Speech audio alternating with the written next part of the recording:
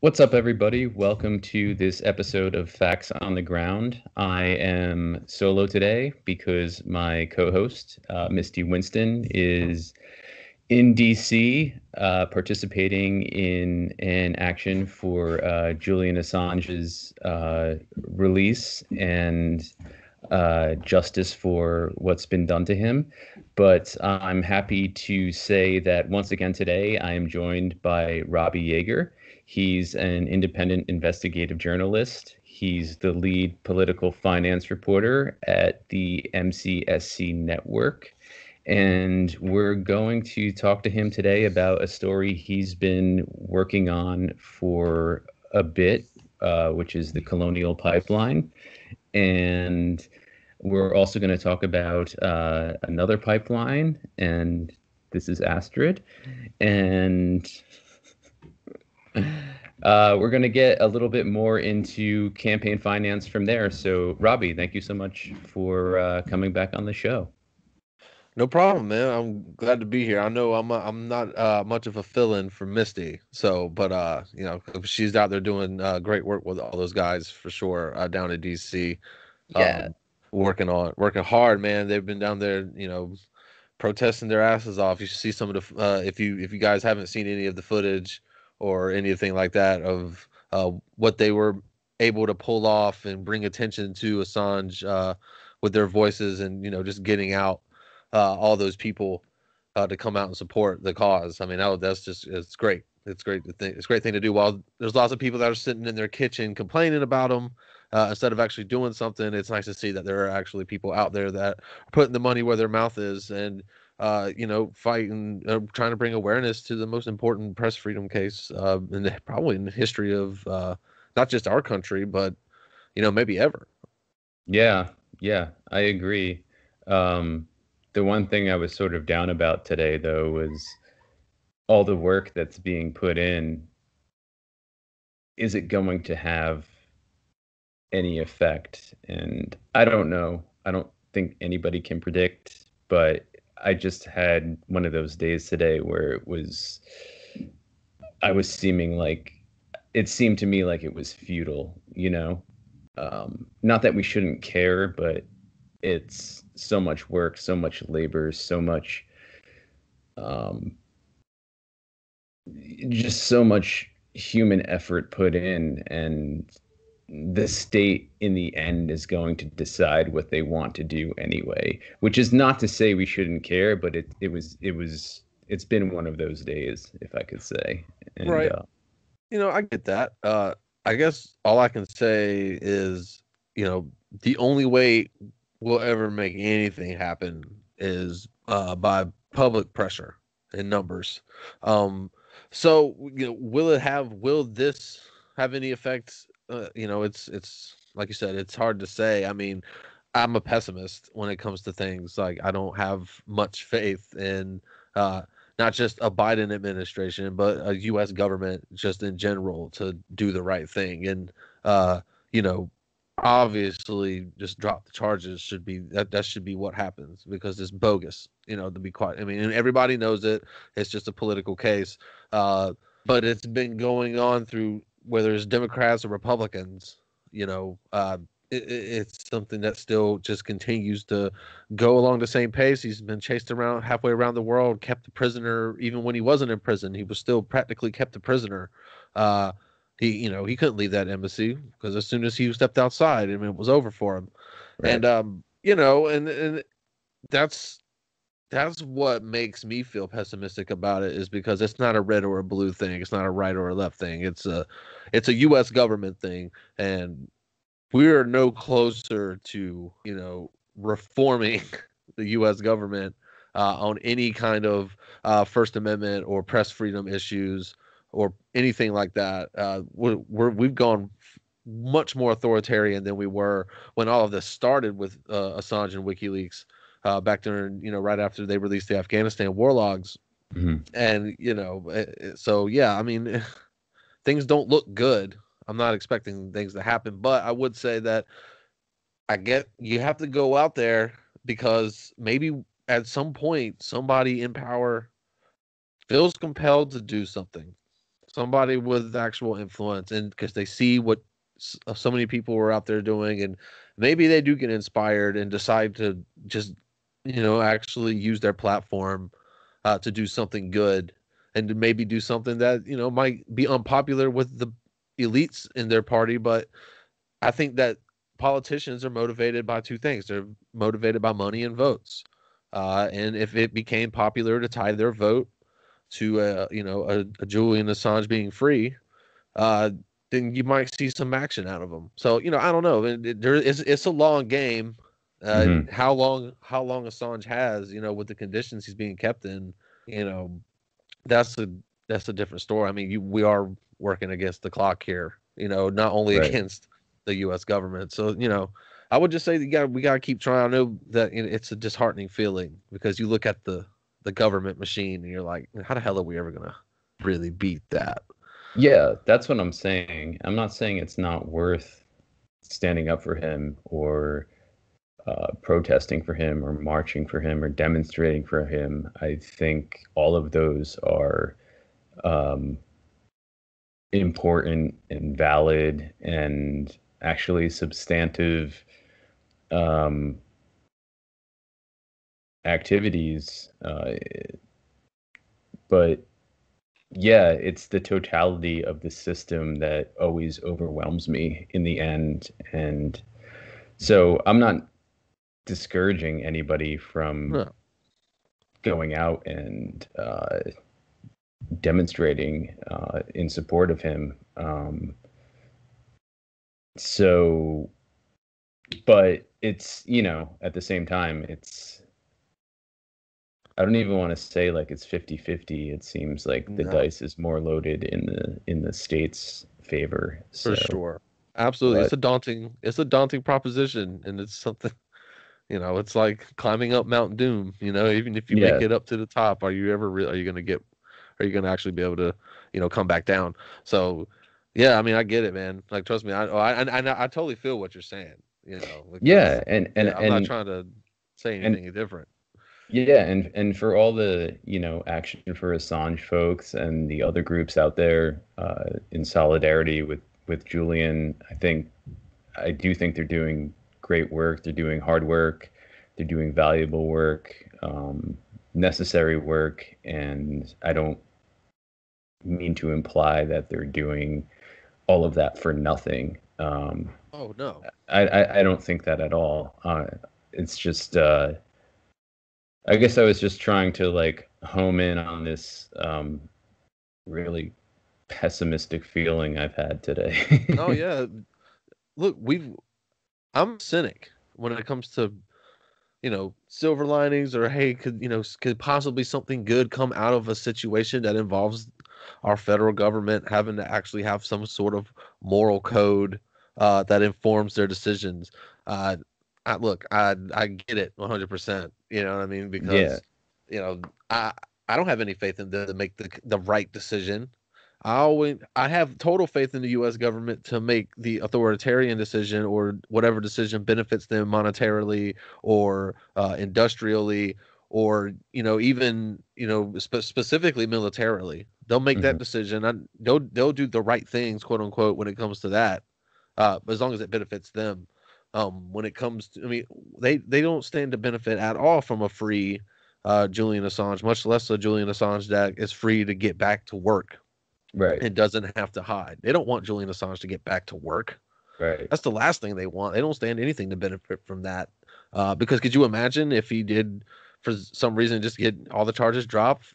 Like, okay, that sounds like a fantasy world, but theoretically, if it were to happen, I mean, look, the man would probably, I wouldn't blame him for taking some time off, but the man is a truth teller and a journalist at heart. He's gonna get back to work, and Right. people are going to send him stuff, Right. probably more so than ever before. And that's not good news for not just the United States government, but for governments all over the world. Um, and I'm sure that these people know that, and that's why they continue to, regardless of who's president or who controls the Senate or Congress, you know, he's always going to be hunted down. And God, that's disheartening, honestly. Yeah.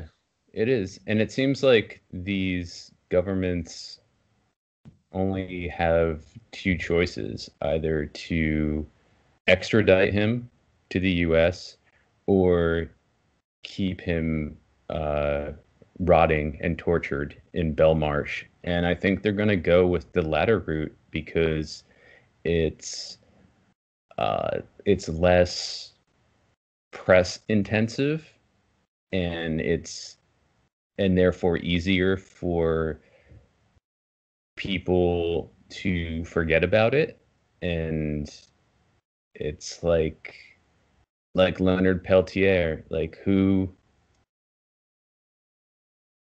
really remembers him anymore? I mean, I know people who are people like us who pay attention to political prisoners. We remember him, and we understand um, and empathize with what he's gone through. But the majority of people, if you mention his name, they have no idea who you're talking about. And I think they're probably trying to, or going to try to do the same thing with Julian Assange until he dies, perhaps from COVID. Um, I don't I don't think extradition is going to happen. I mean, it's already been pretty much shut down, but um,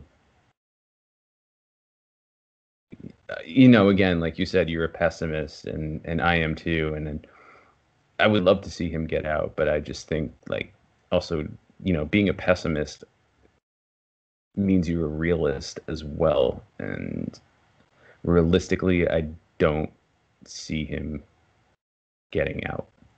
No, I mean I don't either. It's because our government is a fascist. When it comes to any kind of real measurement, we live in a fascist state. We might be able to you can't live in a fascist state. You guys get to get on YouTube or whatever and say whatever you want. Yeah, but I mean, not really. Whenever you've got journalists that are actually, dropping information that is detrimental to, the federal government being not just censored, but locked up and imprisoned and chased halfway around the world. Um, that's a calling card of fascism, right? I mean, it's in we live now in a capitalist society. We're like in stage capitalism now, and it's like this is the new fascism. It's techno fascism. Basically, I mean, the corporations control everything, and they decide uh, what is and what is not protected speech, or what is and what is not journalism. Um, and they buy our politicians. They basically craft the laws, and then they do whatever the hell they want to, and they make billions upon billions upon billions every single year doing it. So yeah, I mean that's where we're at. That's why it's such a daunting task anytime you really want to make any kind of real structural change, man, because we're so far behind the eight ball. It's it's haunting when you think about it.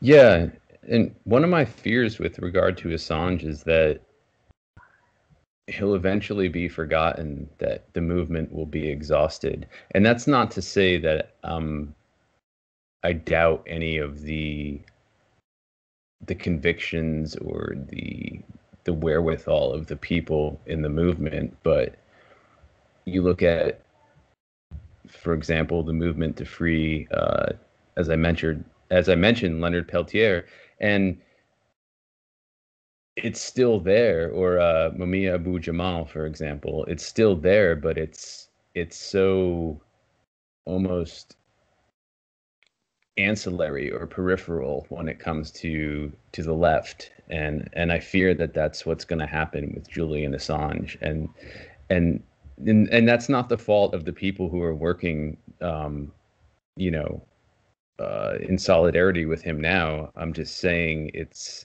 so No, easy for these justice movements to become sort of um, not obsolete, but you know, obfuscated, right. if you will. I would also say this though. I mean, corporate media has completely ignored the story and will completely ignore the story. And the longer they do that, uh, it only stands to reason that, I mean, they're doing that on purpose. They don't want to have to cover it. They don't want to cover it. And the longer that they don't cover it, the more that they hope that people just forget about it. Right. Which is why, in the end, Misty, Steve, Fiorella and Pasta and all them guys out there in DC and everybody that joined them, that's why they got to keep doing it, because, eventually they might be the only ones still talking about it. And, I mean, you're going against the corporate media machine. I mean, they intentionally don't report certain stories, whether it be Julian Assange being imprisoned, or a 1.2 million gallon gasoline spill in North Carolina. I mean, they pick and choose what to report when they see fit, and any trying to get attention to anything like those stories, you know, you're fighting an uphill battle from day one, because if they won't amplify the message, if they don't think it's a story, then like 75% of America is going to feel like it's not a big deal either. Yeah, so I mean that's why we got to support independent media. I mean, first and foremost, because honestly, who you can't trust mainstream media anymore, and if you ever could, but you definitely can't do it now, because they're just so brazenly and open about their biases, and when they pick and choose what's important and what's a story, what's not a story. It's very telling. You can tell that there's definitely a bunch of corporate interests at play, and all the channels consistently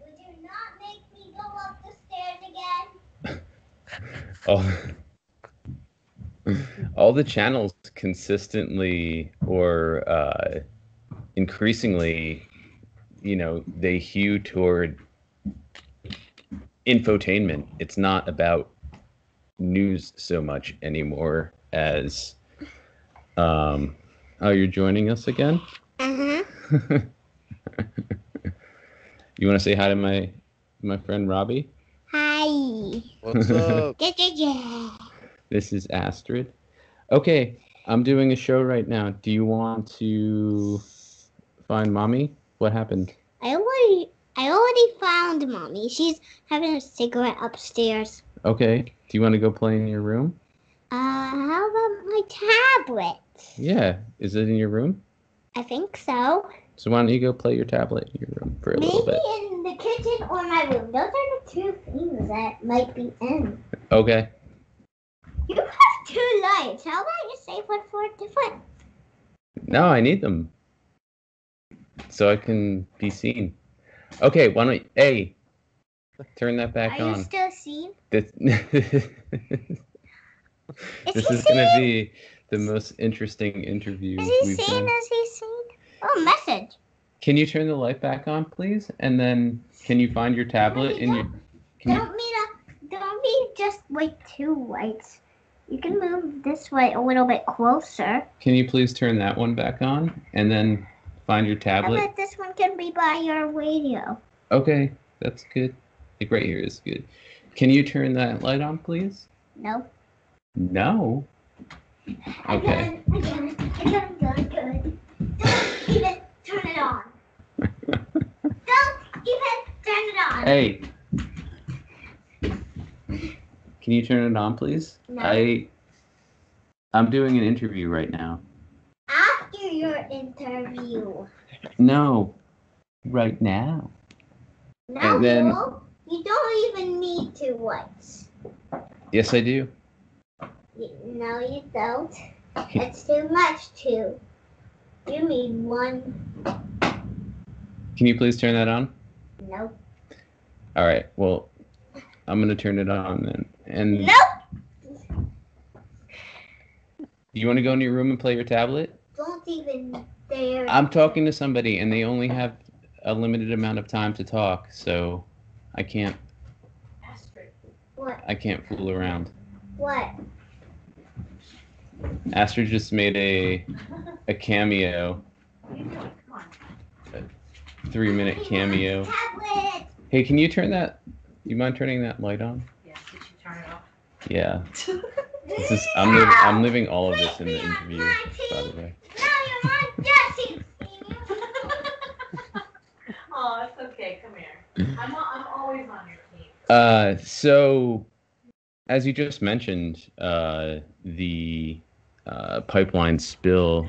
Can we do a brief update on what's happening with the Colonial Pipeline, which you've been reporting on, and I believe you broke the story on.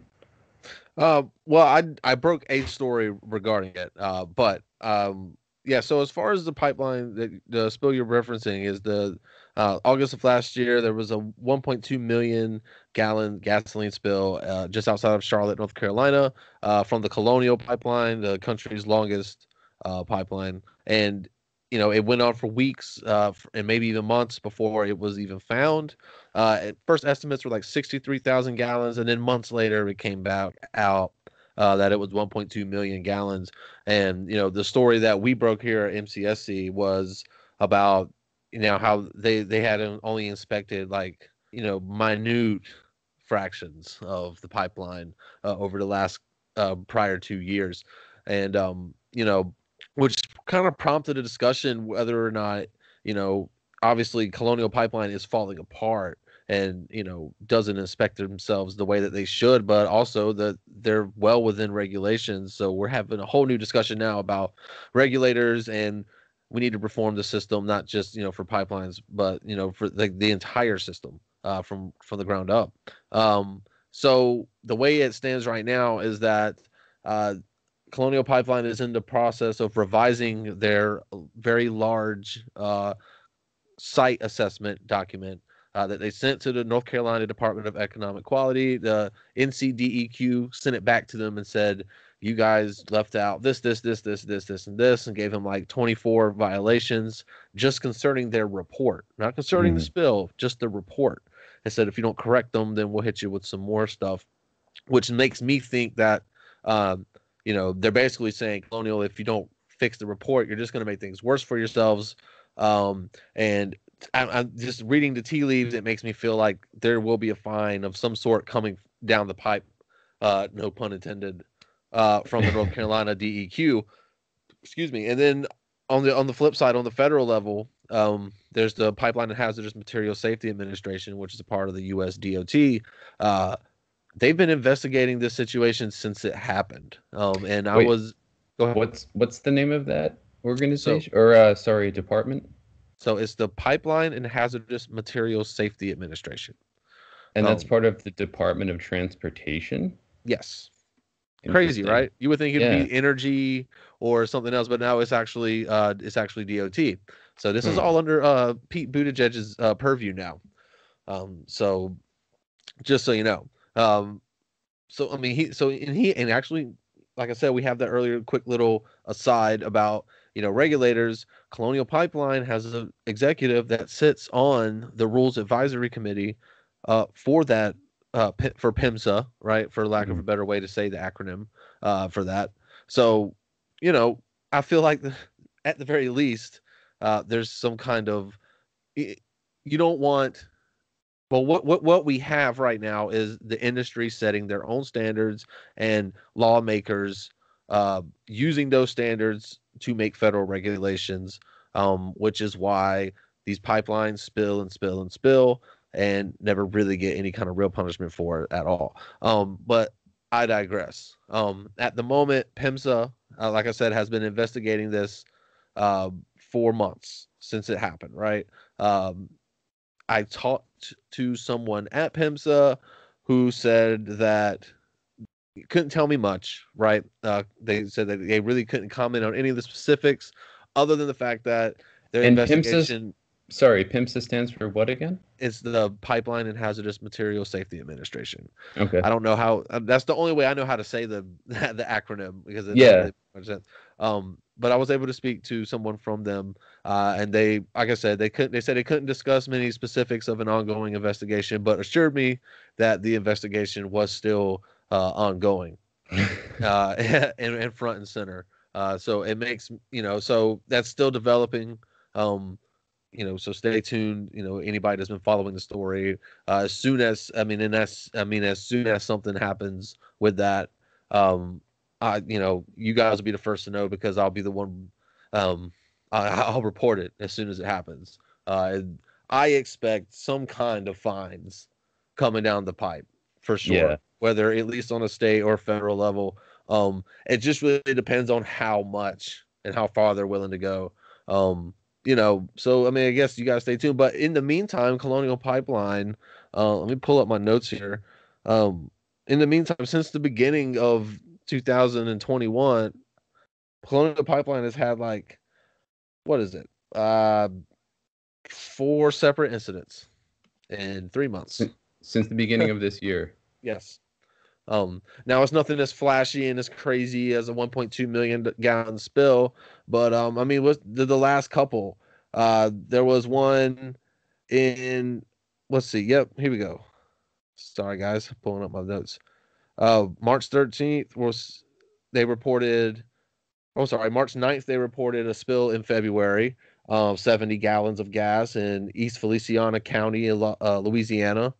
They flooded an excavation site with gasoline and caused $550,000 in property damage. And then just last week, they reported again another incident in Pasadena, Texas. They had a frozen gasket that cracked around a coupling. They said it was on Colonial Pipeline property. So, take that for what it is. It's still environment. It's still, the earth getting soaked in gasoline and chemicals. Right. So, Pasadena, Texas, they have a frozen gasket on a coupling of a piece of pipe around one of their facilities, and they spill 670 more gallons of kerosene this time. And they caused about $50,000 in property damage. So, I mean, like I said, they've caused a total of what's the number here? $630,000 of property damage and environmental remediation damage since the beginning of 2021 alone, over the span of 4 incidents. Mm-hmm. So they're checking in at an incident at what is it? Today is March 18th as we're recording this. So what, you pop in an incident maybe every 3.5 weeks at this point. Yeah. That's not acceptable. Right. No. So, I mean, lesson is that the 1.2 million gallon spill is the flashy one, even though it gets overlooked constantly as a story. But it's while the amount is so massive, and the amount may be the outlier here, the fact that an incident from Colonial Pipeline is not a rare occurrence at all. In fact, it happens all the time. It's almost like a leaky faucet. Whenever you look at the logs, the incident report logs from the Pipeline and Hazardous Materials Safety Administration's, database. Yeah. It's a mile long, going back for only just for the last 3 or 4 years. Yeah, It's an insane amount. I looked at the documents. The few documents you posted that they filled out for the incident report, and I pointed out there was one line item, I forget what it was, but it seemed to me like something that certainly should have been filled out, and it was left blank to sort of, or I don't know, but why it was left blank, but it seemed to me like it was left blank to mitigate or minimize what had actually happened. And it was, I think it was something to do with total toxic chemicals released into the environment, something like that. And yeah, it was left blank. And, the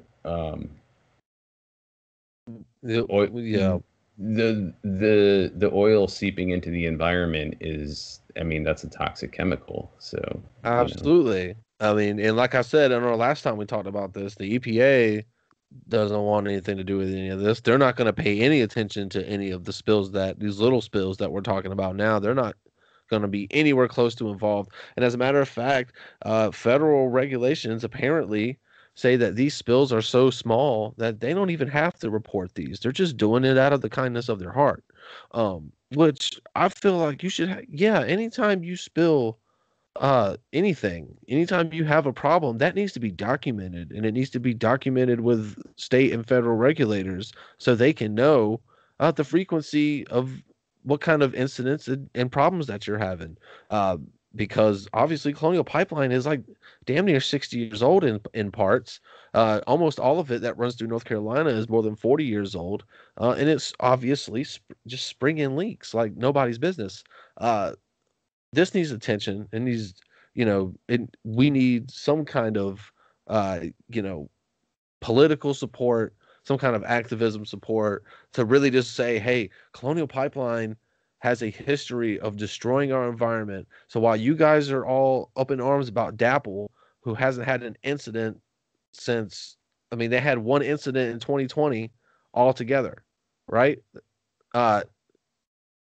Colonial Pipeline had, God, I don't know, maybe like at least several dozen.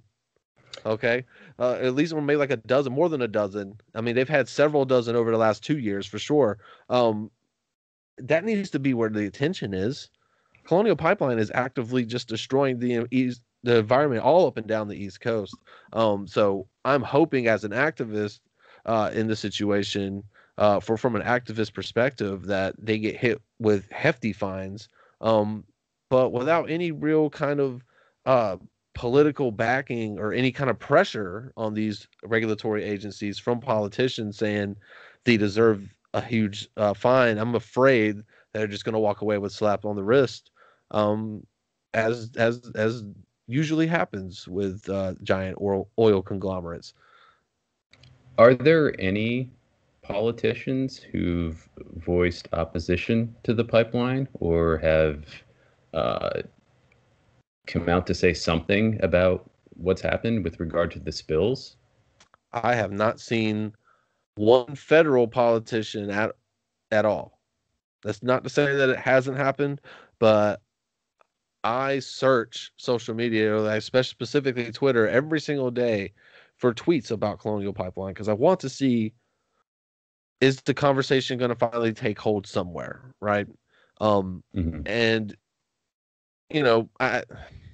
I see there has been a little bit of picking up of steam of other smaller, and then maybe a little bit larger of an outlet, and a little bit larger of an outlet maybe writes an article on it. So I feel like there is a small building of momentum behind the story, but it seems to have stalled over the last week or so. But as far as politicians on a federal level, activism groups on a federal level, or not like a federal level, but like that are out here, like a Sunrise Movement or a 350 or anything like that, nothing. I haven't seen anything, but I've seen plenty about Dakota Access. And look, when I say that, I want to make clear that I'm not defending Dakota Access Pipeline. What I'm saying is that Dakota Access Pipeline, as much of a monstrosity as it is, isn't as imminent a threat as the Colonial Pipeline is, the Colonial Pipeline is actively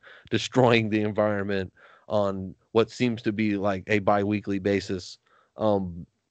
So I feel like that's where the attention needs to be, because like I've said before, if we don't fix what's going on with Colonial Pipeline and fix the system and demand more out of these companies and force Colonial Pipeline to fix their shit, right, and stop all of these leaks, then Dakota Access Pipeline, which is brand spanking new and not having any incidents, in 20 years it'll be just like Colonial, be falling apart and springing leaks on both sides of the country now.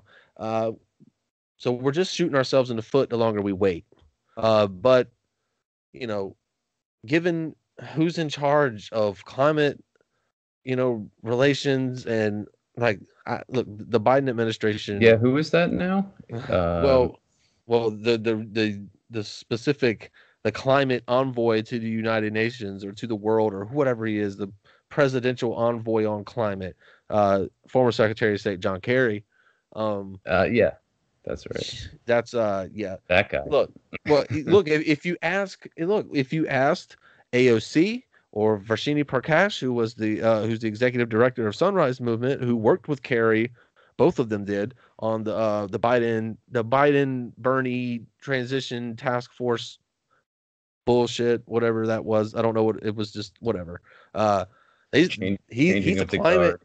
a climate champion. He's a climate warrior, right? He's fought for environmental reform his entire life. If you ask them, are you saying that's Biden? What they think of Kerry? Oh, of Kerry. That's what they think of Kerry. Yeah, I mean, Biden's got his. Everybody knows that you can never accuse Joe Biden of being an environmentalist, and smart people that know better should never say the same thing about Kerry. But people that want to pull one over on you and make you think that John Kerry is something different or something, more pure than your average DC lifer, right? Not just, I mean, this man's been in politics since he left the military. Yeah.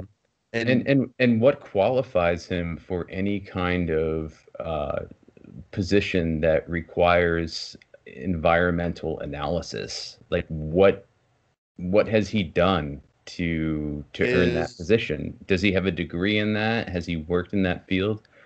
He introduced as far as I know, climate bill before. Okay. Honestly, this was obviously when he was a senator. On paper, that was taken from trees.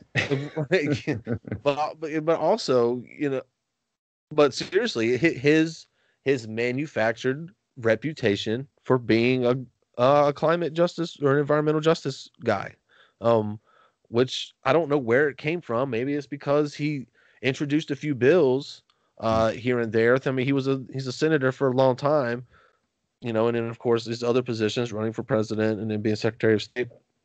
But when we've done reporting recently, or I have for MCSC, that for one thing, him and his wife, Teresa Heinz, who, by the way, is the heiress to, the Heinz food fortune, right? Mm-hmm. That's the same Heinz, right? Heinz ketchup. That's, that's her father or her grandfather. So yeah, she's not hurting for cash, and neither is John Kerry, by the way. And as you can imagine, someone as a billionaire heiress, it tends to have numerous accounts, numerous trust funds, and stuff like that. And yeah, they were, according to financial disclosures that I was able to obtain through the Office of Government Ethics, dating back to 2015, 2016, John Kerry and his wife were even then, while he was Secretary of State, buying pipeline stock from companies such as Kinder Morgan. They were investing in companies such as Hess and stuff like that. So it was just kind of like, okay, this was public information then. Did nobody just care to not, or did they just not care to report it, or did the whole John Kerry as the climate activist guy thing just kind of pop up out of nowhere whenever they wanted to give him a job and make up a job just for him? I don't know.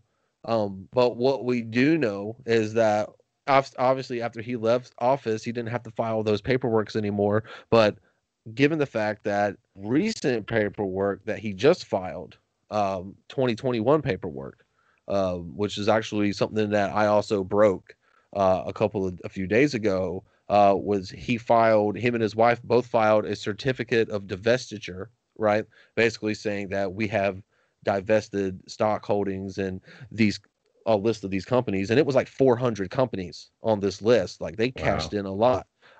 They cashed in on a lot of holdings. And again, Kinder Morgan, Hess, Marathon Oil, ConocoPhillips, Sunoco, tons of oil companies, in the mix, that to me says you've invested in these companies for damn near your whole life. Mm-hmm. And even if John Kerry didn't personally buy the stocks or direct the purchases of those things, look, he knows about it. His wife knows about it, and they've known about the. You're trying to tell me that you don't know what's in your own portfolio? That's just Yeah, ridiculous. yeah. That's always the patent excuse too. Is like, well, John Kerry's so busy, he's just trying to take care of his financials, but he's so busy that he can't possibly know what's going on in his portfolio. And it's complete bullshit, especially when you're a public figure who has to look out for every little thing that could possibly be detrimental to your career publicly. And there's no way that he didn't know or doesn't know. And Right. I despise that excuse that's Oh used all man. the time. Then you're gonna love this next story. It's kind of unrelated, so I'll run through it really quickly. But I feel like, it reminded me of this, right? Whenever I saw John Kerry's divestiture certificate and saw that him and his wife had finally divested from tons of companies out of their trust fund. And like I said, most of them were not most of them. I'm gonna say a lot of them, several of them were oil or fossil fuel companies. Of course, there's lots of big tech, big banks, stuff like that. But the point being is that, for one, if you were a lifelong climate activist, you would have never stood for those investments to be made in the first place. A long time ago, even if you would have had some kind of change of heart, maybe sometime in your 50s or 40s or 50s, you could have just as easily looked at your financial managers and said, no more. Whatever you do with my money, don't put it in any kind of fossil fuel stocks. Don't put it in any kind of, military or defense contractor stocks. That's a very easy thing to do. And you know how you said you hated that excuse. Oh, well, it's a trust fund. He doesn't know what's in it. Or even better yet, like Ro Khanna used on me one time. And this is not a lie. He basically said, well, that's my wife's money. And it would be sexist of me to tell her what to do with her money. Um, and but what John Kerry, so when John Kerry did what he did and finally cash out, it just made me be like, you know what? And I told Ro Khanna then, and it basically, John Kerry proved my point, is that all it would take is a phone call, and you're out of all of that. Hmm. That's all it would take. You Right. don't even have to take your money out and put it in your pocket. You can move it to another investment or another company. I mean, it's not just, and Ro Khanna knew that then, but because I said, hey, yeah, whoever's managing Ro Khanna's money around the time that the lockdowns hit, they jumped in heavy on Pfizer. They jumped in heavy on DuPont, right? And I broke that. And then Yeah. he said that, oh well, that's my wife's money. It would be wrong of me to tell her what to do with your money. Okay, man, sure, whatever. He's always got an excuse for something. I what really pisses me off is about him is his, I think, not just crocodile tears but crocodile sympathy, um, uh, or empathy with what's happening in Yemen. I think that he's using it more for political gain and to uh, curry favor with people's emotions than he is doing it because he actually cares about Yemeni people who are essentially being genocided. I don't think he really cares. I really don't. I I think mean, you should. I was about to say you should see the amount of Raytheon that he has in his portfolio. I'm sorry, in his wife's portfolio. Yeah. Let me get that. Let me get that straight. So yeah, man. I mean, I get it. And that was a kind of like, I can't believe, like, I don't know if he just thought that maybe I was just like some dumb independent dude that doesn't know what the hell he's talking about or like has zero common sense. But it just, John Kerry proved, like, in a way, John Kerry just made him look stupid. Just in that one, like, that one little, like, experience that I had, is kind of like it came full circle. Because I was like, see, John Kerry got, like, even though it took him probably 30 some odd years to cash out, because I mean, let's just face it, at this point, there's too many eyeballs on you now. You can't get away with being the climate envoy and still maintaining all those investments. You can get away with obviously becoming the climate envoy after making those investments for decades, as long as you cash them out before you start working, right? Because I mean, that's, I guess, whatever. And you got to get that interest too. Exactly. Oh yeah. I mean, they made a ton of money off those, off those trades. Usually, I sit down and do the math, but it was like 400 different companies, and I was like, I just don't have time to do this. Somebody else is going to do this. I'll let somebody else with the time to do that, and I'll retweet it. But speaking of John Kerry, I mean, the hits just keep on coming. Because again, yesterday I broke a story, that his his stepson, I should be very clear, Christopher Hines, son of his wife Teresa, who himself is also an eventual heir to the Hines food family fortune. But his current occupation is that of a lobbyist, and specifically, and you can't make this up. The climate envoy himself, John Kerry, his stepson, is a lobbyist for the American Petroleum Institute, and has been since 2007, and he has been paid over $1.15 million during that time. And yes, it is still a job that Mr. Hines still maintains. There has not been a termination notice filed with the U.S. Senate as of today. So that means that as of today, I would assume, unless there's a filing that got lost in the mail, that he is still employed by the American Petroleum Institute. And who are they? For people that don't know, the American Petroleum Institute is the largest and most influential by far oil and gas industry trade association groups. Think of it as the SEIU or the AFL-CIO. Think of it kind of like a union. Think of it more of like the NRA for oil companies. For the APAC. Basically, there's like 600 member companies to the American Petroleum Institute. All of your heavy hitters, including Colonial Pipeline. Right, they have seats at the table at the API. They also have the same executive that's on PHMSA's Rules Advisory Board, also sits on a major committee for the API as well. So their voice is loud. The American Petroleum Institute, well, for one thing, they themselves lobby for oil companies, right?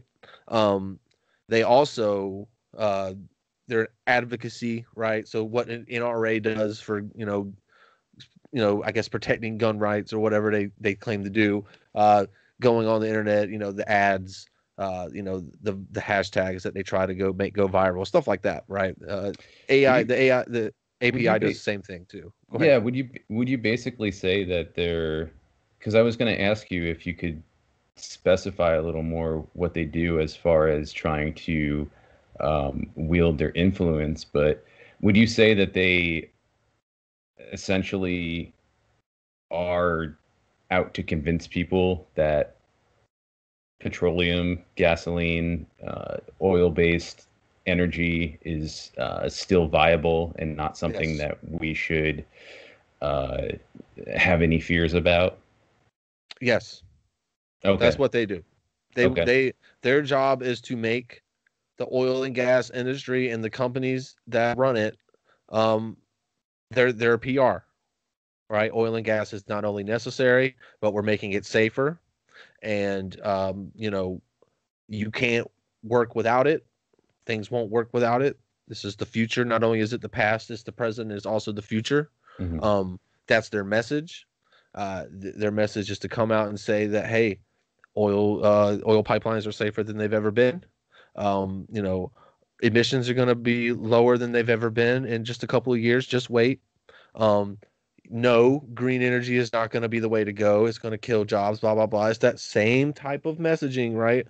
That you see just lots, like I said, it's like certain groups, they're advocacy groups. The API might say, help you put together a legal team. If you're an oil company and you're facing a legal dispute, obviously they'll do PR for you. They'll, interview say if I was going to do an article about Colonial Pipeline and I was going to be critical and I wanted to ask, people about Colonial Pipeline, and I interviewed American Petroleum Institute, they would tell me how great Colonial Pipeline is because, well, we given them this award for safety, blah, blah, blah. That's what they do, right? They're PR and their advocacy groups. They lobby the federal government for oil and gas laws and legislation.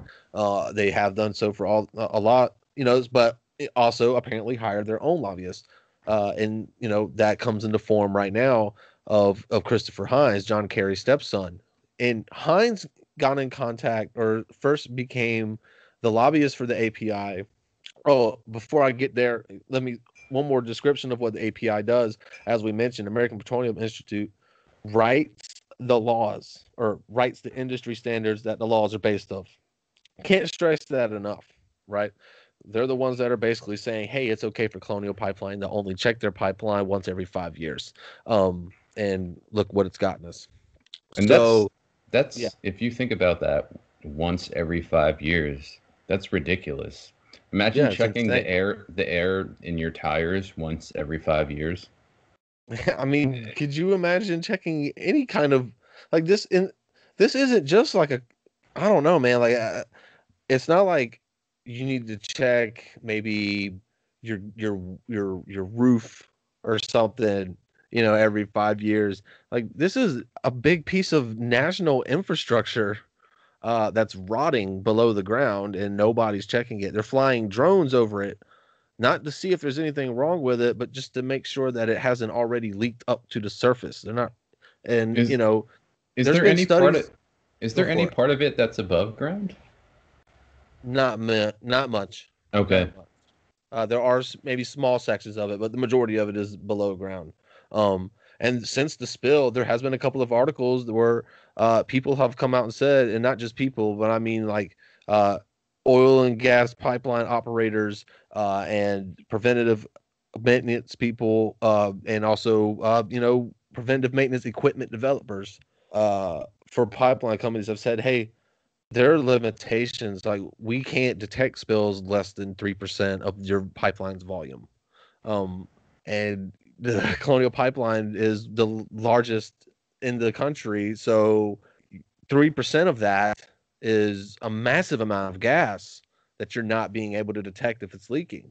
And that's a whole different ballgame, right? Once you do that, because now we have to say, okay, so not only are the regulations inadequate, but even your state-of-the-art detection equipment is inadequate. If you can't detect, I mean, obviously you're spilling record-breaking spills, and you can't even detect that it's happening until two teenagers ride by on a bicycle and smell nothing but gasoline in the air and just happen to be responsible enough to go tell somebody. Because I mean, I don't know about you, but growing up, if me and my friends just were riding our bikes by somewhere it smelled like gasoline, we might just keep riding, because we wouldn't have known any better. But I mean, or maybe just, I don't know, man. Those were some smart kids though, that went and did that, or else it would have just kept leaking, and Good for them. It would have been like 2 million. But back real quick to finish up on Hines.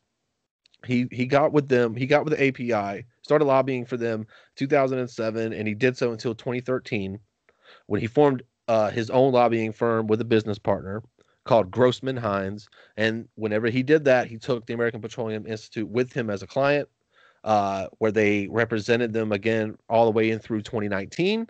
And then in 2019, that firm dissolved. Hines went solo once again, taking the API with him as a client. Where they pay him $15,000 a month, and he basically does nothing. And that's the thing. That's the weird part about the story, is that he's been on the payroll for the American Petroleum Institute as a lobbyist since 2007, but he hasn't actually, according to the filings with the Senate, he hasn't actually done any lobbying activity on any specific bills since 2012. And which I believe, if I'm not mistaken, is there any record of what he's been doing since then?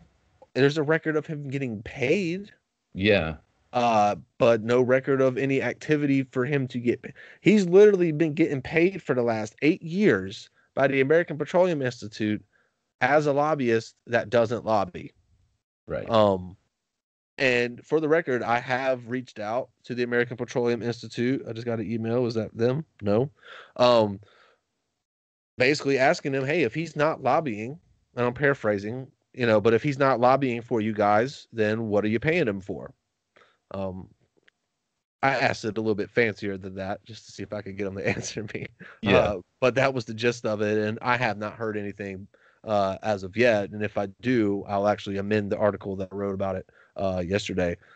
But yeah, man. So yeah, he's been paid hundreds of thousands of over $1 million by these guys. And I wanted to look up real quick, because if I'm not mistaken, what's funny about this, and people are like, well, why is it a problem that his son is a lobbyist for the API? It's not like John Kerry's doing it himself, blah blah blah. Everybody makes all the excuses in the book for these guys. Yeah, the last bill he lobbied was, I believe, written by John Kerry. So if you want to wonder why I had a problem with this at first, it was kind of like, yeah, he. Well, that's Bill's just the mentioned epitome of nepotism right there. The SS 1733 clean energy jobs. Okay, so I'm sorry, that wasn't the last bill he lobbied. It was the first bill he lobbied. I want to say 2010. Oh no, that was, yeah. So yeah, that was one of the first, and he only lobbied this bill for a couple of years, I guess. I'm not exactly sure. Introduced September 30th, 2009, and its last major action was February 2nd, 2010. Okay. So yeah, but when people ask, well, why is it a problem that John Kerry's stepson, who by the way was a huge friend of Hunter Biden's and used to pal around with Hunter Biden, yeah, ride around on Air Force Two. If you can talk about that connection. Oh man, look, yeah. This is so people wonder, like, because I feel like Hunter Biden is this sort of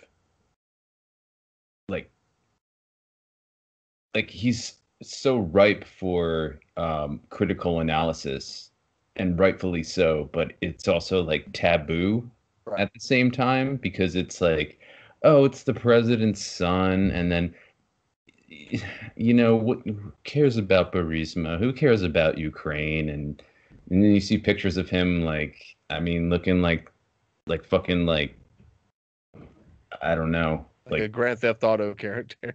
Yeah, just like Guy Fieri if he did fucking crack or something. I don't know. So here's the thing. Okay, so here's the thing about me and the Hunter Biden thing is that I kind of look at it from a different way. I mean, anybody objectively can look at the Hunter Biden saga, specifically with Burisma, and say, yeah, man, he was trying to cash in on his daddy's name. Obviously, just like you trying to tell me Don Jr. and all them, if my father was president, like, you're trying to tell me any president's kids, Chelsea Clinton is damn sure cashed in on her fucking family's name. Yeah. The Trump children have cashed. That's just that's the nature of things. But I feel like, yes, you're right. It's taboo to point that out because, oh, well, that's not Joe Biden. That's Hunter Biden. What's that got to do with anything? They make all the excuses in the world for him. But I look at it from a perspective as it's proof that the journalism that we do is important and it actually means something, because this obviously happens. People exploit their family connections, their powerful connections, to get things out of life, specifically money. And yeah, mentioning Hunter Biden might get you the eye roll from a lot of liberals, but it just lets you know, hey, this is the son of the president. If we saw, we scrutinized everybody that hung out with every member of the Trump family, some that were even estranged, because you want to see who's coming out of the woodwork to get some of that spotlight. Now, here's the thing. I don't know how old you are, and sorry to interrupt. I don't know how old you are, but just a thought, like, I think Trump has, or yeah, he's been the most scrutinized president in our lifetimes, in our generation. For sure. And that's not out of sympathy. No. I'm not saying that out of sympathy, but it's just That's a fact, though. anybody can see it. Yeah. Right. Yeah. But I mean, yeah, go ahead. Yeah. Oh no, I was just going to say that, as it pertains to John Kerry, or specifically his stepson Christopher Hines, him and Hunter Biden were really good friends for a while there.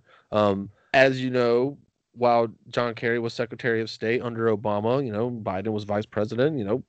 They used to pal around a lot. Hines and Hunter Biden, they used to take trips on Air Force Two, and with their dads, and everything was, they were just living their best life, right? And then after their parents left office, Biden and Hines decided that they wanted to start a consultancy business, and anybody that followed the Burisma Hunter Biden saga will recognize the name of Rosemont Seneca, because that is the consultancy business that him and John Kerry's stepson formed together. And allegedly, if you listen to Hines' account, he left the company because of Hunter Biden's dealings with Burisma.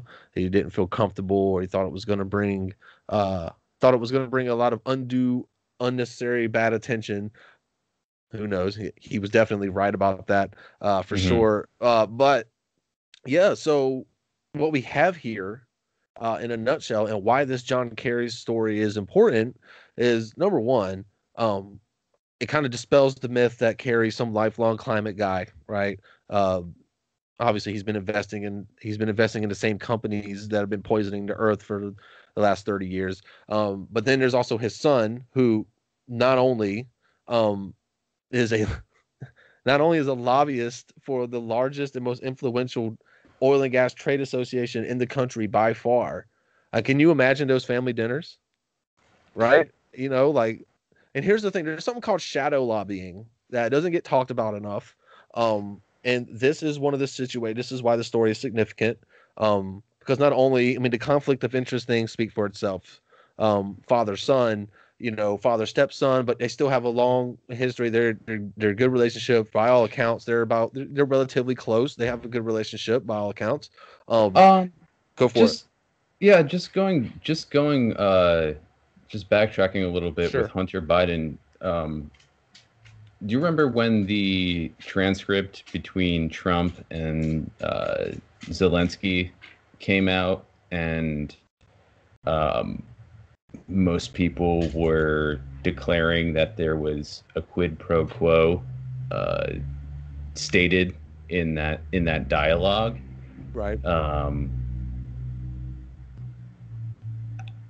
I never saw a quid pro quo, and I'm wondering what your take is on that, because I feel like that's part of the crucial lead up to what we're talking about now with Hunter Biden and now John Kerry's stepson.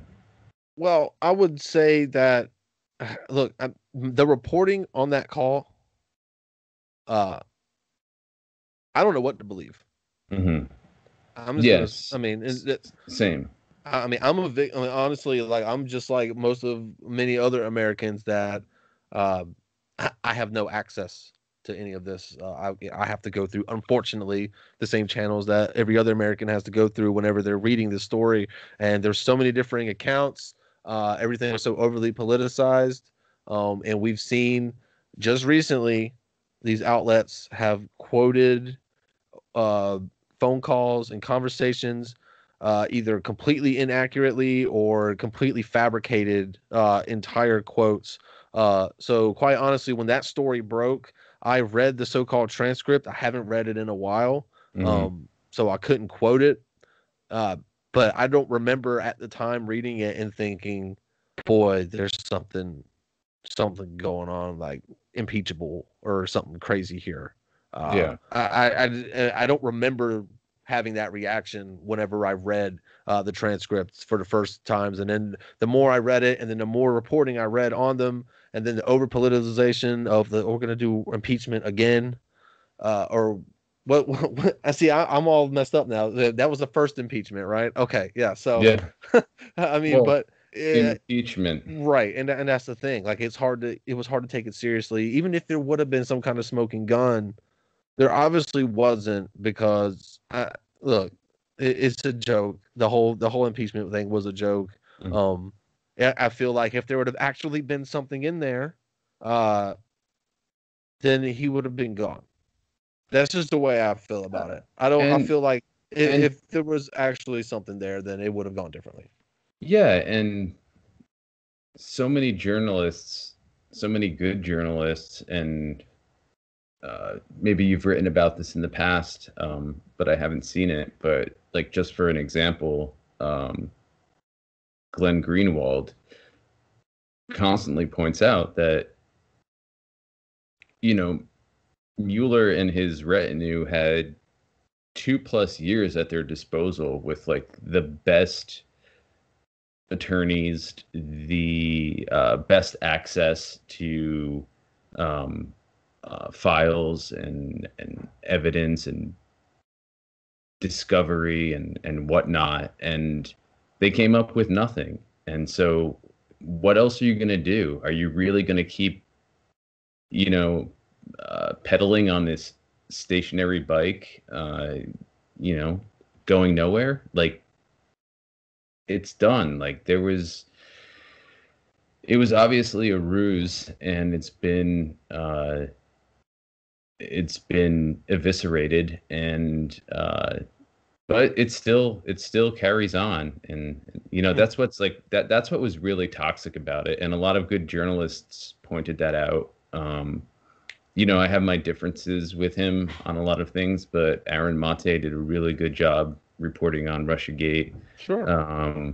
And that was something that he pointed out, that was like, essentially, this is, it's over. Like, the Mueller report produced nothing, Right. but it's so embedded in the American psyche that it's going to trigger um, Russophobia in the future. Oh yeah, Yeah, that's the U.S. government cash cow. Russophobia for sure. They're yeah. still doing it now. They're doing it now. There's stories all over right now about how Biden said Putin doesn't have a soul, and that what was it? He called him a killer, or said he thought he was a Hmm. killer, and he's gonna have to, if he finds out that it's true, he's gonna have to pay for meddling in the 2020 election, and there's going to be some kind of consequences, because now they're pushing the narrative, that a bombshell intelligence report has just said that the Russian government was interfering in the 2020 election too.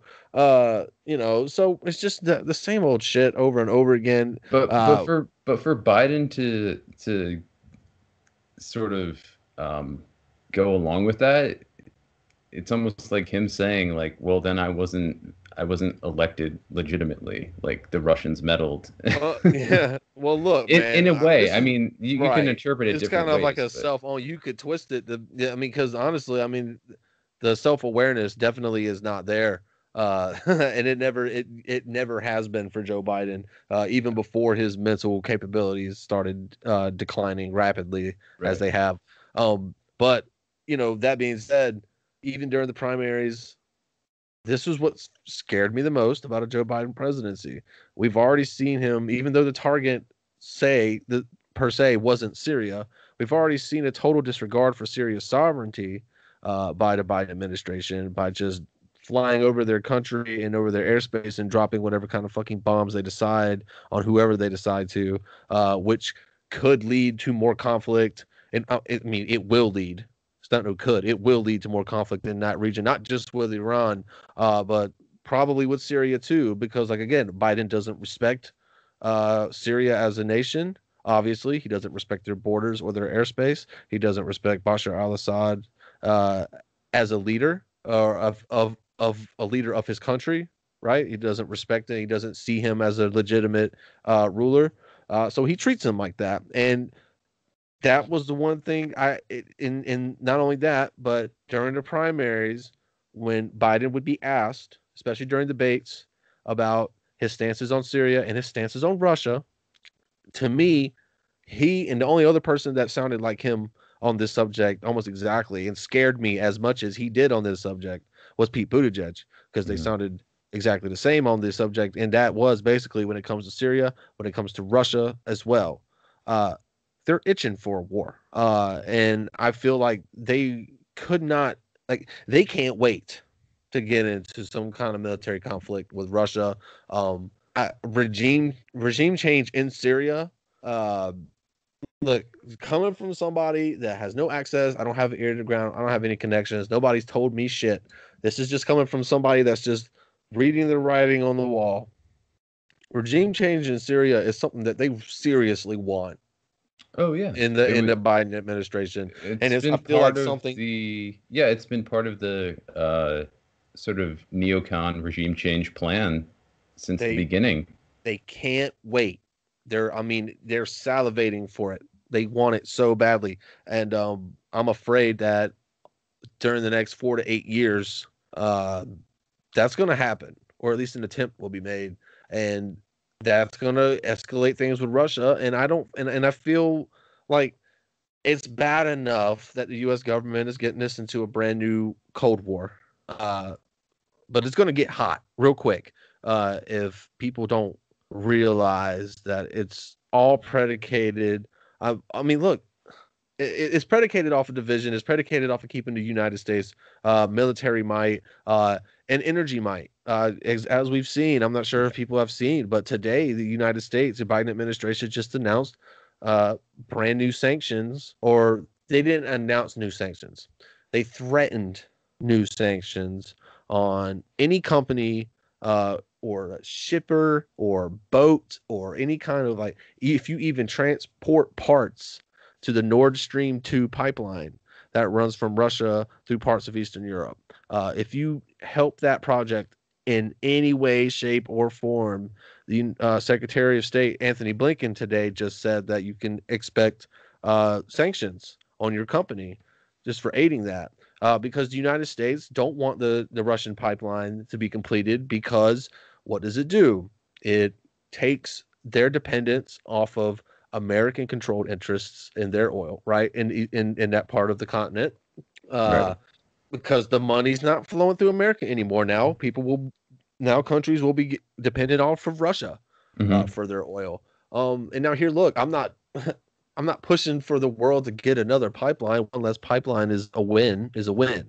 But I find it rather ironic that the United States, their problem with the Nord Stream pipeline is that Russia is going to make money off of it.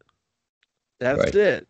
You know what I mean? It's basically like, hey, it's almost like me, like, as a chain store, opening up one of my chain stores, like a huge, say if I was Sam Walton and I went to your town and opened up a Walmart, and then as you decide to go across the street and open up your own store that does everything Walmart does, right? And you can call it Jesse's or Jesse Mart, and JessMart. Yeah, JessMart. And then me as the Walmart guy, I'm trying to shut you down. I'm using the government I'm using all my connections to stifle you and shut you down, because for the sole reason is that it's bad for business. So I'm going to try to flex my connections and flex my muscles. It's a pure capitalist play. It has nothing to do with any kind of security threat. Oh, well, it's a security threat that Russia gets more money. It's bullshit. It's just bullshit. You know what you need to be doing is sanctioning fucking Colonial Pipeline, because they're the ones that are actually destroying your country right now. And quite honestly, here's an idea. Before we close out, I mean, here's an idea. For one, if you are worried about the world becoming more dependent on Russian oil, how about you find a way to get the fuck off of oil, and then you won't have to worry about it anymore. You see what I'm saying? Like, we wouldn't have this problem if we moved off of fossil fuels, but there's no interest in moving off of fossil fuels on a federal level, so we keep having the same fights over and over and over again, and it's going to lead Tensions are going to boil over here soon, and we're going to have to see how Biden handles a pretty hairy situation. I hope it doesn't come to that, but I've got a really bad feeling about international relations over the next 4 years for sure. Oh, I think it's going to be a disaster. Yeah. He, what was it? I mean, he's already given his blood oath to Israel, and that's, from there that leads to what, a blood oath with Saudi Arabia and the UAE and all these countries that are committing genocide against Yemen, against Palestine, against Syrians.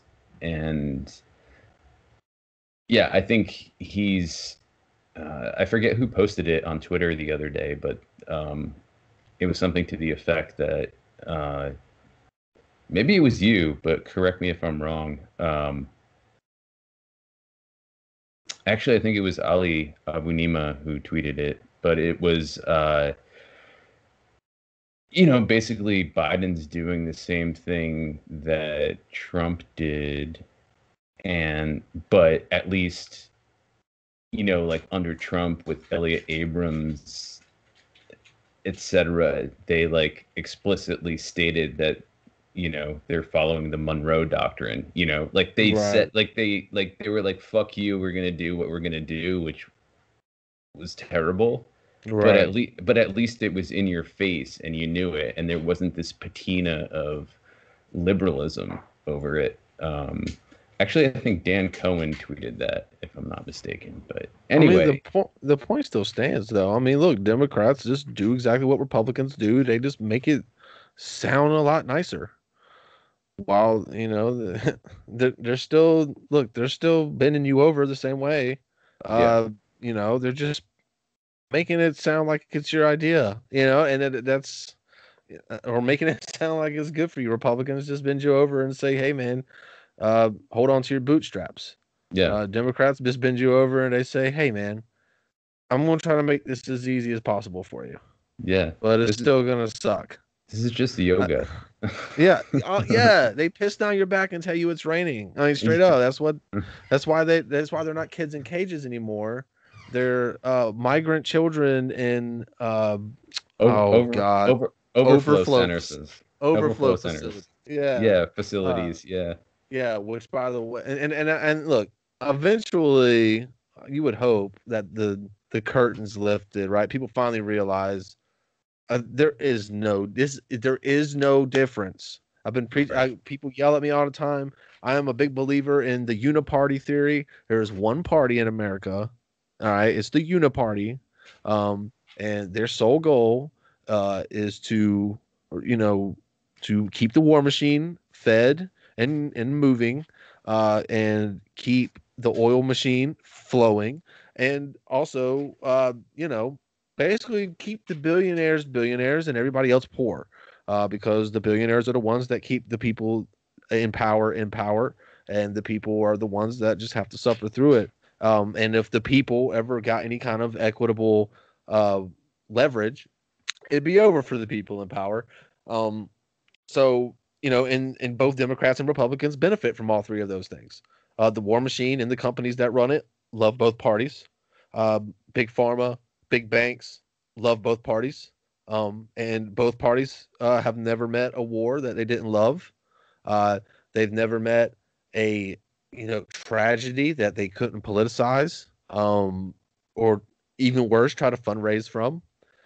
So whenever you see these things, like what we've seen, the huge outcry with Trump and the border crisis, right? And then now with Biden and the record numbers of kids still there and sleeping on floors under tinfoil blankets and not showering for days and days, just like the Trump, in even worse than the Trump days. I'm just hoping that that's the story, that or something, man. Something's got to shake shake the veneer off, right? I just Right. and maybe this is like, how I say I'm a pessimist. There's always that little bit of hopium, right, that I get when I'm thinking, hey man, even if it's not one of my stories, I follow, like, I do money stuff. When I see a report from someone on a major outlet like the New York Times or not Washington Post, because they're total CIA propaganda bullshit, but and even New York Times, I'm not trying to say, but like when you see a publication of that size and that magnitude and something of that much of a following that spent 4 years dragging Trump through the mud, and then finally they come out with a massive, what I would consider a bombshell story about the Biden's administration's lack of handling and outright lying about basically what their plans were during the campaign about how to handle the border situation.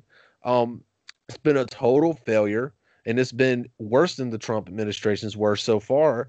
And when you see a story like that, critical of Biden, that's not only factual but corroborated by other major outlets, you just have that little bit of hopium, right, that pops up in your brain, and you're thinking, man, maybe this is the one that opens up the typical neoliberal, I'm with her, hashtag resistance liberals' eyes, and say, wow, it didn't matter that we voted Biden in.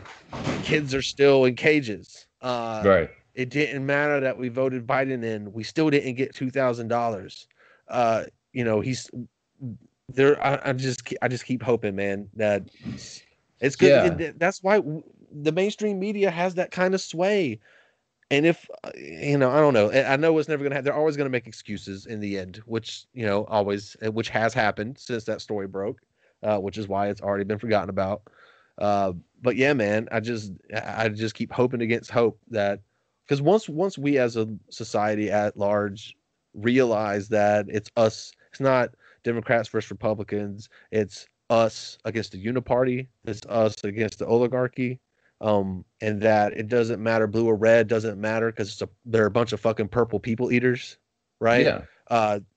That's once we can get to that level, we can actually we can kick these corrupt fuckers out of DC and start to fix things. But until then, we're going to keep arguing amongst ourselves, thinking that there's a difference, or thinking that there will be a difference if we vote the red guy in over the blue guy, or vice versa. So Yeah, I think we all need to give up that binary and just accept the dismal truth that none of them gives a fuck about us. right. They really don't.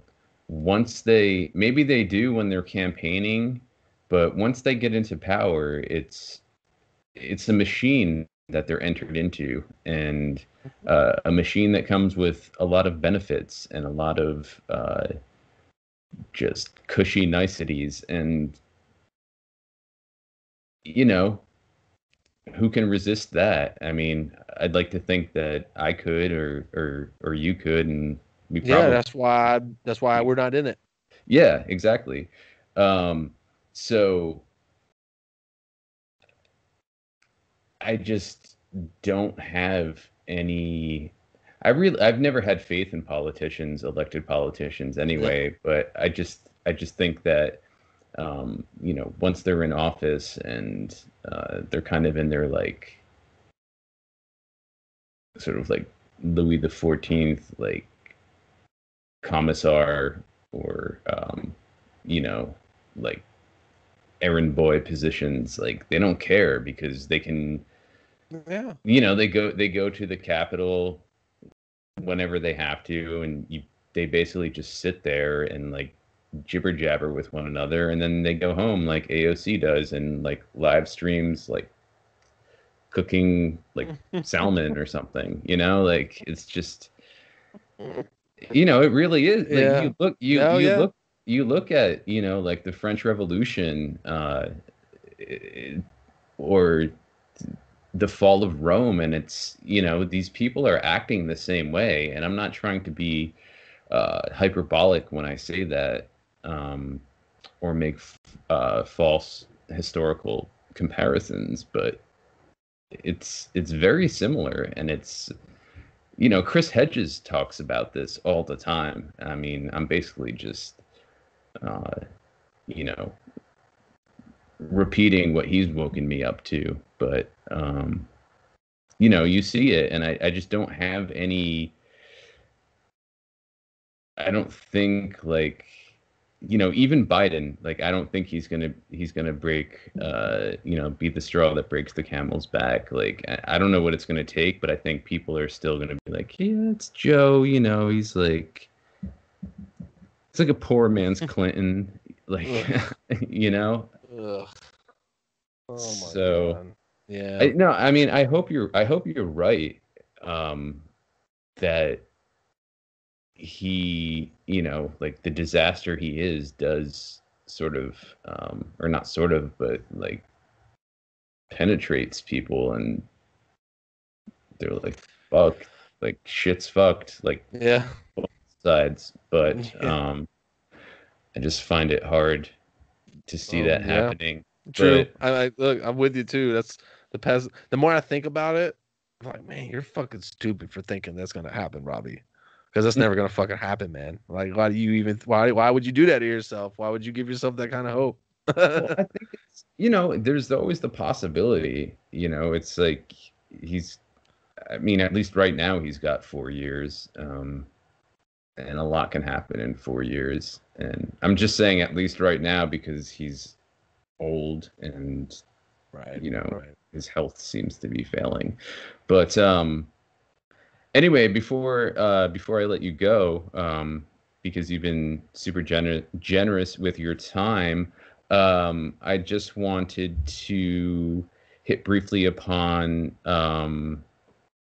So we won't get to talk about this because it would be a whole other discussion. But there is a pipeline that's being built from Pennsylvania to New Jersey that the Biden administration has approved in the service of eminent domain, and there's a lot to be looked at there. So hopefully we can do another episode on that. Well, but yeah.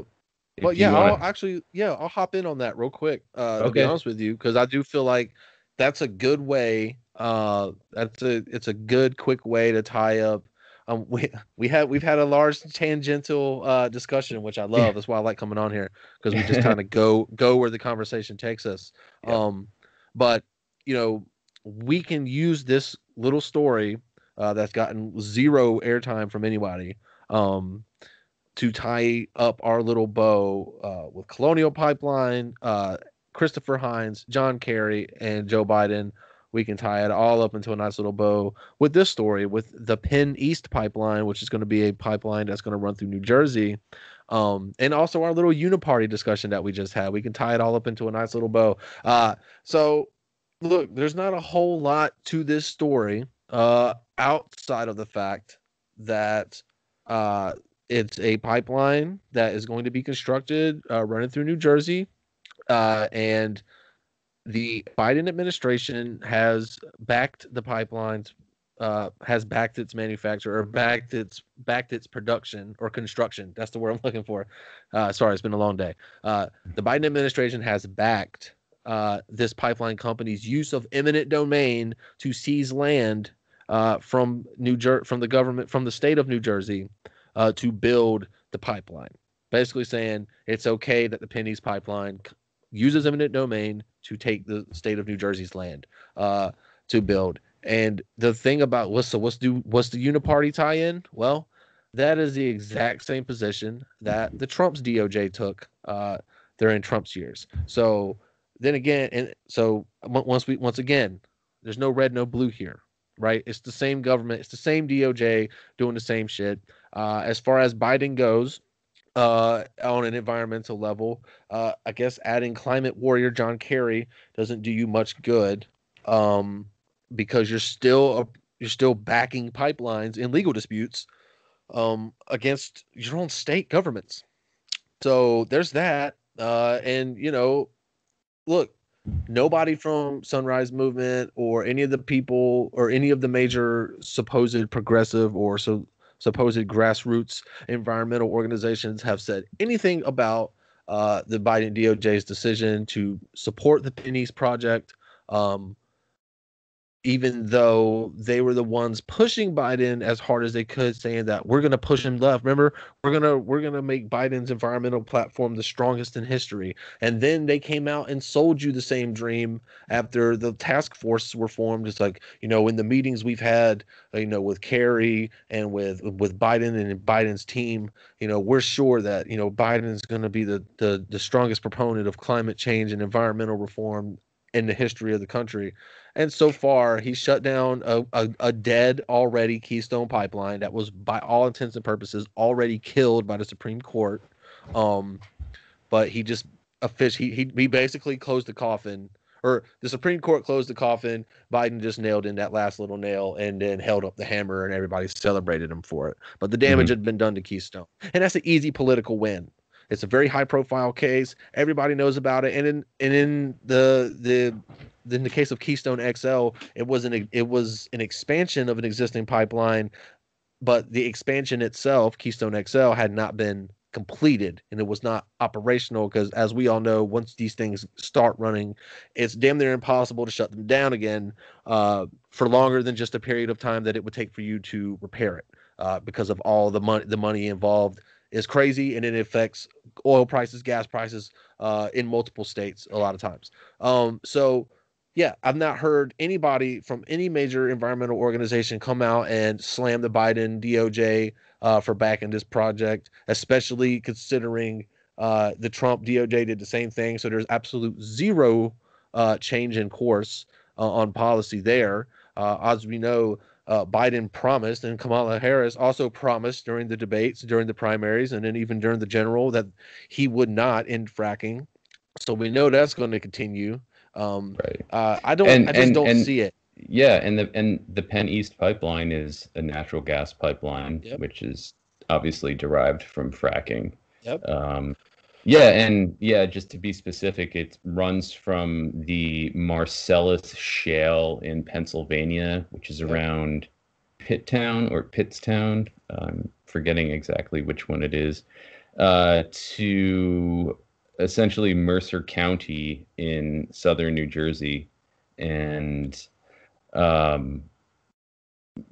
it's basically been, I mean, now it's essentially approved, but it was being litigated, if you will, for,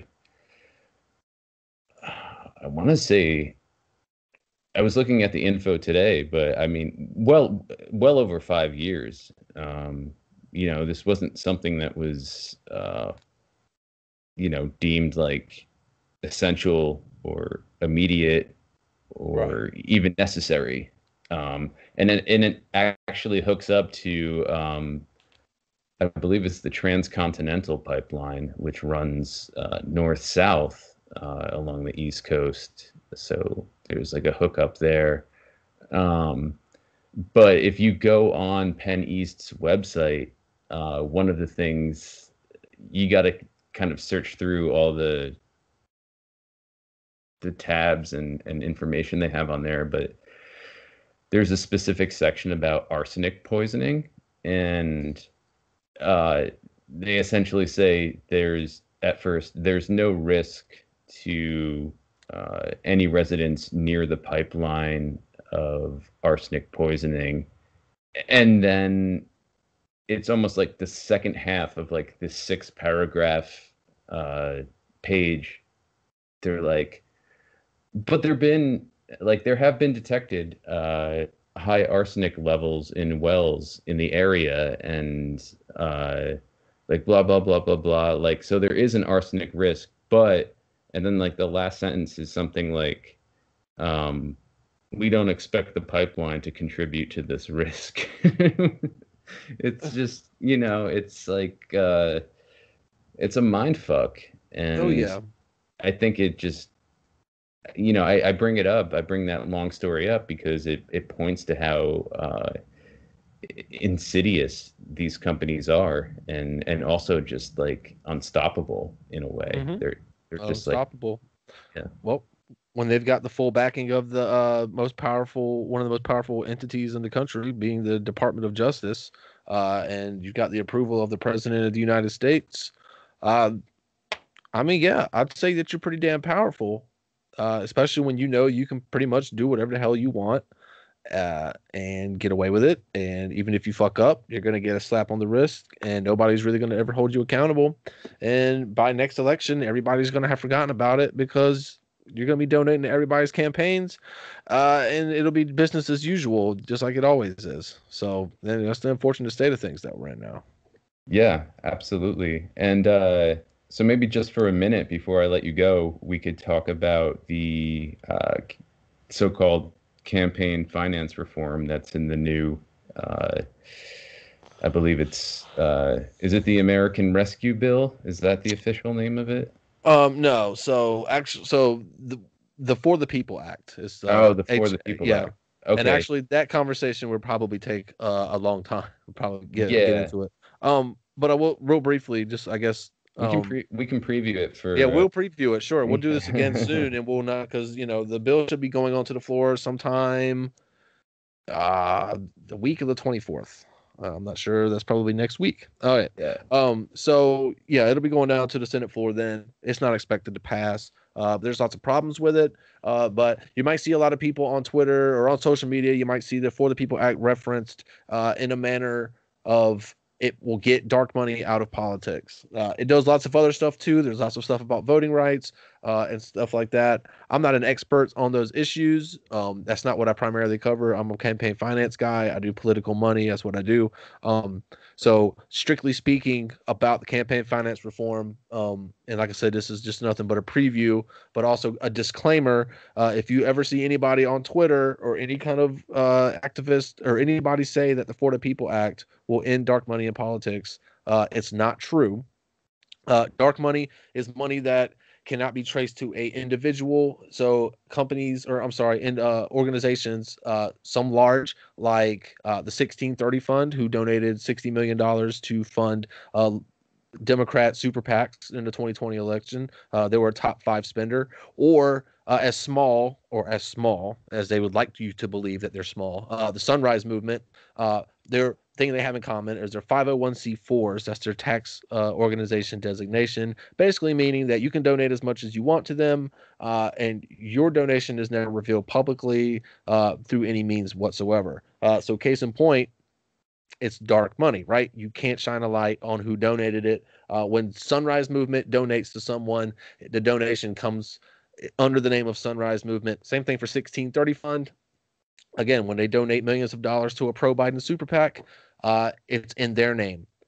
So one of the reasons why they're allowed to do that under the current laws that we have in this country is that there's fear of retaliation or threats of harassment for big donors. So they don't want somebody that donated $10 million to this organization to basically get public scrutiny in the newspaper. That's basically what that sounds like to me, because that's the only way somebody's going to find out is if a journalist reported it. So what you're trying to do is hide the identity of your large 5, 6, 7-figure, sometimes 8-figure donors. Massive amounts of money is being moved around. You're trying to hide it from the press, because you don't want the press to find out about it, put their name into paper, and then they're going to get harassed. Okay, yeah. As if the identity of somebody that's literally throwing tens of millions of dollars at a federal election is not relevant news. But the reason I bring that up is because in the For the People Act, while it does say that any organization that is considered a dark money group, i.e. a 501c4, like a Sunrise Movement, like a 1630 Fund, if they donate to any kind of campaign or super PAC, they have to disclose the names of all of their donors that contributed $10,000 or more.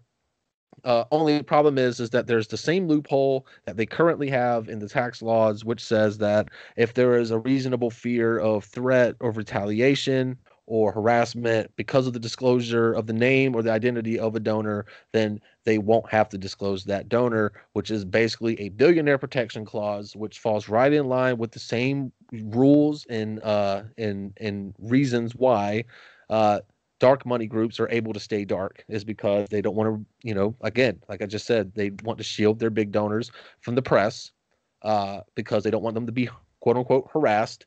And that loophole, that exact same language is still present in this bill. So don't expect, at the most, dark money will get a little bit of a curtain pulled back on them with a little bit of light shined on some of the smaller donors that maybe we wouldn't have known about otherwise. So sure, in that regard, it's a step forward for transparency, right? The big donors that are putting tens of maybe hundreds of millions right into these organizations that don't expect to find out who those guys are because of this bill. They're totally still going to be protected. And, depending on the application of the clause, even smaller donors could be protected too if they were high profile names. Just keep that in mind, guys, whenever you're hearing people talk about this bill, that it's not a magic bullet. It's not anywhere close to enough when it comes to campaign finance reform. I know I'm not doing the conversation justice, but I'm kind of up against it here. So, but I just would say that, we'll discuss this further. I plan on writing. Definitely. I've been working on a written breakdown of the bill, or at least that section of the bill, so people can understand it more. I guess in the meantime, I'm gonna go ahead and do the plug. And I just want to let people know that for anybody who's interested or wants to know more about this clause we're speaking about, Robbie posted a screenshot on his Twitter feed a few days ago, and you can see the conveniently vague language that's used to protect dark money, so to speak. But Robbie, thank you very much for your time. It's been super generous of you, and I didn't mean to keep you this long, but no. You're fine. Where can I know we've said this before, but where can people find you online? Sure, you can catch me on Twitter and on Rockfin. Both, my handle for both is at RobletOFire, ROBLETO Fire. I try to make my Twitter feed like a news feed, so sometimes I get on there and spout off on a bunch of opinions, but I'm breaking tidbits and small stories, usually daily. So definitely check out my Twitter feed for the most up-to-date stuff, any kind of new findings that I get. Check out the Rockfin for my profile on Rockfin for any of the other articles and long form stuff that I do. And in the meantime, if any of your viewers have a few free minutes tonight, that's what I always like to try to encourage people to find some literature to maybe read up on autism and specifically its effects on children, so we can build a more educated and inclusive world for our neurodiverse brothers and sisters out there. But other than that, that's it for me tonight. So I really appreciate you having me on, man. Yeah, absolutely. Our guest tonight has been Robbie Yeager. He's an independent journalist. He is what would you say, financial researcher for MCSC? Yeah, I'm a lead political journalist, shit talker on the internet, whatever you want. What is it? Private intelligence, paid private intelligence. Yeah. Shout out. Oh, I'm not gonna say his name. we're all paid private intelligence. And you can find him online where he just mentioned, and we'll certainly have him back on again to talk about what we were talking about with campaign finance reform, in quotes. And he's always a great guest. Robbie, thank you so much, and hope we can have you back on soon. Absolutely, man. Anytime. All right. Thank you.